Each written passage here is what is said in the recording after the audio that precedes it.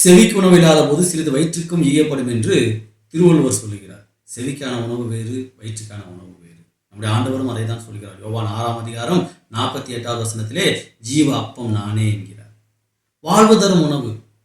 அது என்ன வாழ்வு தரும் உணவு?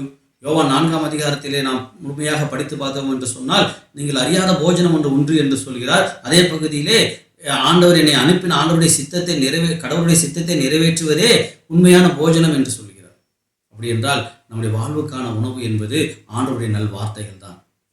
என்னுடைய வார்த்தை ஆவியாயும் மாம்சமாயும் இருக்கிறது என்று சொல்கிறார். இங்கே வார்த்தை மாம்சமாக மாறுகிறது. அதே போல இங்கே மாம்சம் வார்த்தையாகவும் மாற வாய்ப்பு இருக்கிறது. அதுதான் ஆண்டவருடைய வார்த்தை. அந்த நல் வார்த்தைகள் தான் இன்றைக்கு நமக்கு தேவை. அதுதான் அப்பம் என்று ஆண்டவர் சொல்கிறார். அதுதான் உணவு என்று சொல்கிறார். நாம் அந்த உணவை உட்கொள்கிறோமா, மற்றவர்களுக்கு அந்த உணவாக நாம் இருக்கிறோமா என்பதை அழைக்கப்படுகிறோம். ஆண்டவர் பிறந்த ஊர் பெத்லகேம் என்றால் அது அப்பத்தின் வீடு. ரூத் அங்கே சென்ற போது அவள் வாழ்வு பெறுகிறார். இன்றைக்கு ஒவ்வொரு கிறிஸ்தவர்களும் அந்த அப்பத்தின் வீடாக அந்த பெத்லகேம் போல் இருக்க வேண்டும் என்பதுதான் ஆண்டவருடைய உண்மையான நோக்கமாக இருக்கிறது. அதனால்தான் அவருடைய பிறந்த போது கூட அவர் தீவன தொட்டிலே கடத்தி இருக்கப்படுகிறார்.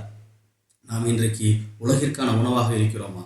அதனுடைய வார்த்தைகள் மற்றவர்களுக்கான ஆறுதலான வார்த்தைகளாக, அது அவர்களுக்கான மனதிற்கு இதமான உணவாக இருக்கிறதா என்று ஒவ்வொரு கிறிஸ்தவரும் நம்மை சீர்தூக்கி பார்க்க அழைக்கப்படுகிறோம்.